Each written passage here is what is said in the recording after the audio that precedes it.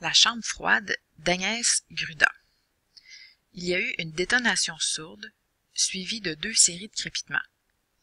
J'ai d'abord pensé à des feux d'artifice, puis à des pétards que des gamins auraient allumés dans la rue à côté de l'hôtel. Ah, tiens, dans un hôtel. Autour de la table, personne n'a bronché. Donc, ici, intéressant, tout de suite au départ, je peux me dire hôtel, table. Donc, je pourrais très bien faire la prédiction qu'elle est dans un resto. Mais pas n'importe quel resto, en fait. Elle est dans un resto d'hôtel. Je vais quand même m'écrire que c'est une prédiction. Puis, d'après moi, pour l'instant, elle est dans un resto. Donc, si je reprends le fil, j'ai d'abord pensé à des feux d'artifice, parce qu'elle avait entendu un gros bruit, puis à des pétards que des gamins auraient allumés dans la rue à côté de l'hôtel. OK. Autour de la table, personne n'a bronché. Tiens, ça c'est quand même bizarre. Ça veut dire que ils ont entendu un gros bruit,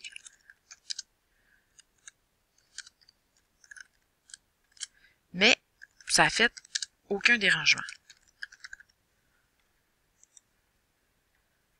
OK. Donc, à ma droite, le chef australien chuchotait à l'oreille de sa compagne, une sommelière hongroise avec des lunettes excentriques et des cheveux platine coupés au ras du crâne.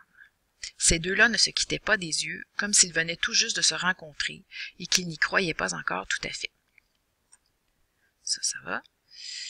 En face de moi, une critique gastronomique allemande s'appliquait à corriger son maquillage, les yeux rivés sur son miroir de poche.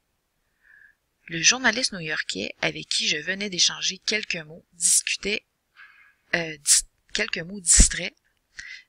avec une femme autour de la table voisine en prenant des notes. Donc, table voisine. OK. Alors, moi, j'ai bien l'impression ici, là, que j'ai vraiment... J'ai bien l'impression ici que j'ai un autre indice qui vient confirmer ma prédiction que j'avais faite tout à l'heure. Puis, tout le long ici, il parle de personnes qui sont autour d'une table. Puis en plus, il y a des tables voisines. Donc, d'après moi, elle est vraiment, cette personne-là, elle est vraiment dans un resto. Donc, je continue en prenant ça et prendre des notes. D'autres convives tapaient sur le clavier de leur téléphone, indifférents au bataillon de serveurs qui quadrillaient la salle de bal avec leurs chemises immaculées, leurs gilets de satin et leurs nœuds papillons. Et là, ça, ce passage-là, c'est pas très clair pour moi. Ici, on parle de salle de bal. Je vais essayer de le relire lentement puis de m'imaginer la scène. D'autres convives tapaient sur le clavier de leur téléphone. Ça doit vouloir dire d'autres personnes tapaient sur leur clavier de téléphone. Ça, on voit ça souvent dans les restaurants. Indifférents au bataillon de serveurs. Donc, bataillon, ça veut dire qu'il y a beaucoup de serveurs, en fait, comme dans l'armée. Donc, qui quadrillaient la salle de bal. Ah, la salle de bal. Ça, j'ai déjà vu ça.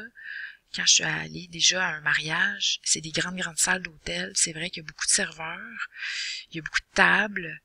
Puis, c'est vrai aussi que souvent les serveurs, ils ont des gilets de satin, puis ils ont des nœuds papillons, sont habillés chic finalement.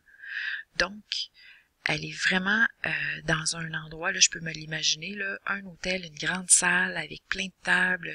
C'est comme un repas chic, là. Donc, ça va. J'ai pu m'imaginer la scène. C'est beaucoup plus clair pour moi.